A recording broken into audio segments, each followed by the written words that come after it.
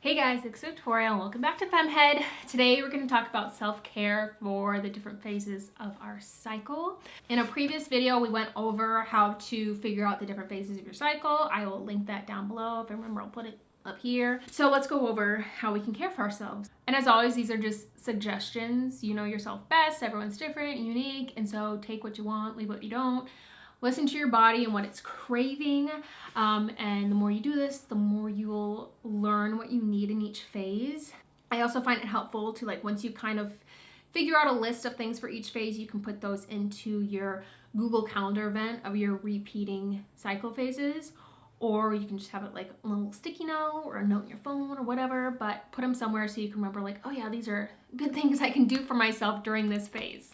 I've roughly broken this up into self-care things, but then also like diet-related things and exercise-related things, because as we all know, it's all intertwined and it all has an impact on our body and our cycle. I'll also include a few book recommendations, or if there's other like videos or blog posts, I'll put those things in the description box, so make sure you check that out when you're done watching today's video. Let's start with our period or our menstrual phase. If you take one piece of advice for this phase, slow down.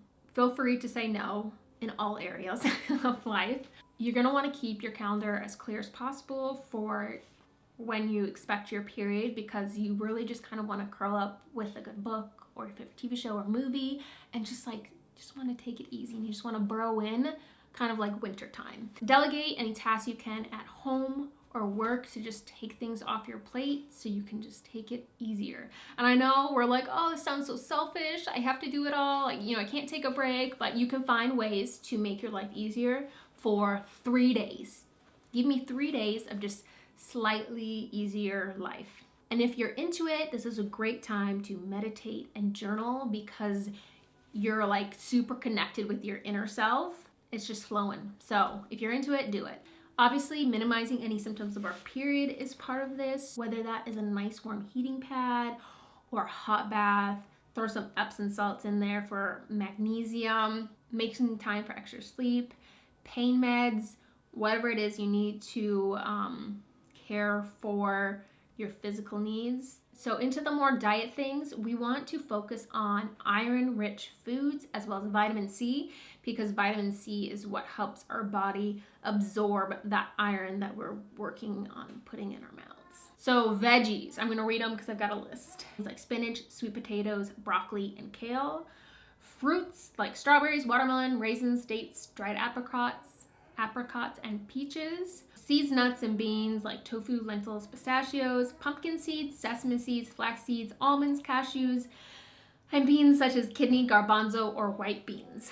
There are cycle-specific cookbooks out there. I'll, like I said, link those. Movement-wise, you can take an easy stroll around the block, do some gentle stretching or yoga, but overall you want to take it pretty easy with exercise during this phase. I always notice that if I push myself too hard, like sometimes even a walk is too much, and even just around the house, if I am doing too much, I will be rewarded with some delicious pelvic floor cramps. So take it easy.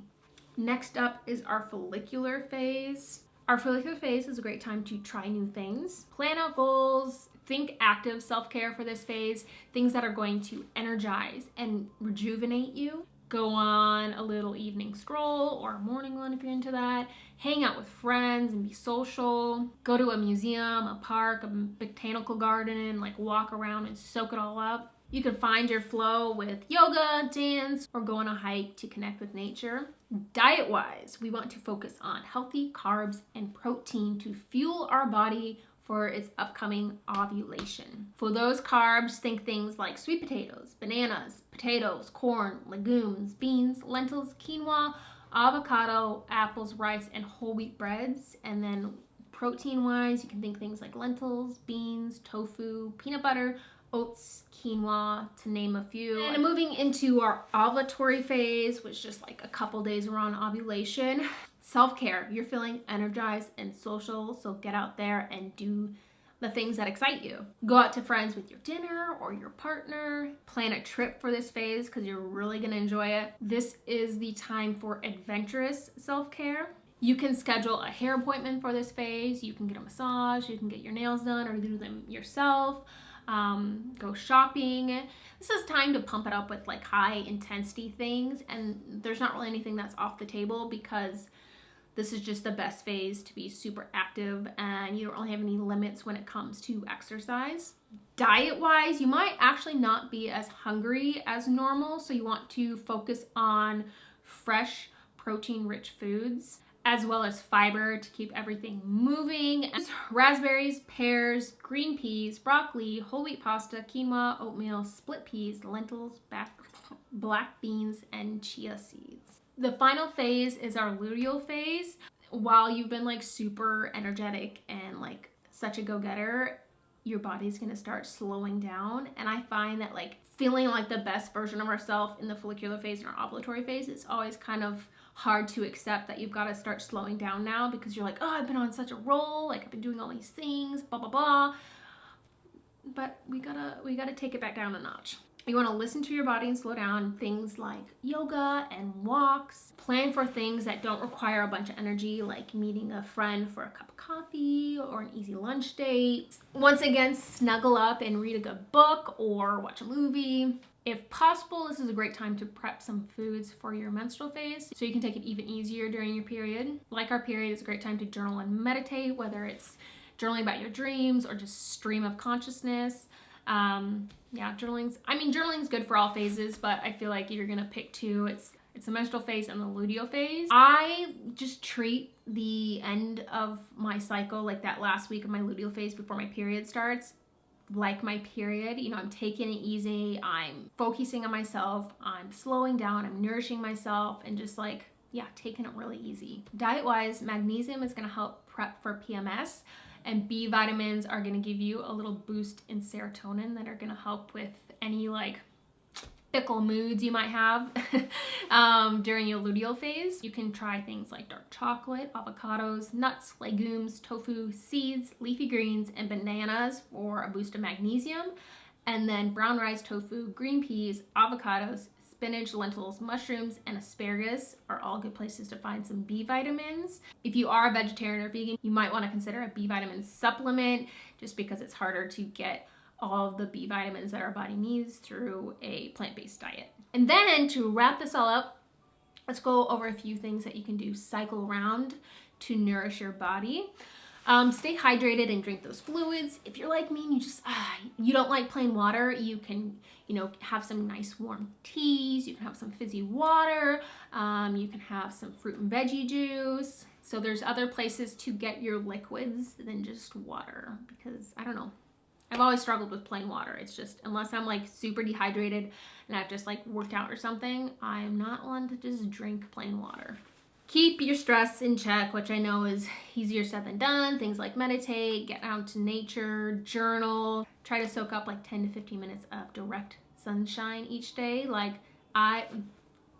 there's such a big difference between days where the sun is out and the days where it's like gloomy and gray. Like I notice such difference. So when the sun is out, soak it up. Try to move your body a little bit each day, even if it's just like a slow walk around the neighborhood or your favorite park. Like it doesn't have to be anything crazy. Make sure you're getting that fiber to clear any excess estrogen from your system because too much estrogen can cause a lot of problems with our body, and it also helps with any constipation issues that you might struggle with at different points in your cycle. Try to take routine breaks from caffeine, alcohol, animal products, sugar, salt, and packaged foods, and a great time to do this is during your luteal phase. Rest when necessary and don't feel guilty about it, and then also try to get on a consistent sleep schedule because that's just gonna like make your life so much easier getting in the amount of sleep you need.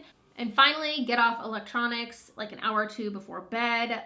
You're gonna fall asleep so much easier. Your mind's not gonna be spinning as much. I personally like to read a book, even though it's on my Kindle, but I'll like read a book until I'm getting sleepy or until it's like, okay, yeah, this is the time I wanna start like actually going to bed, and I will pop on a meditation and lights out.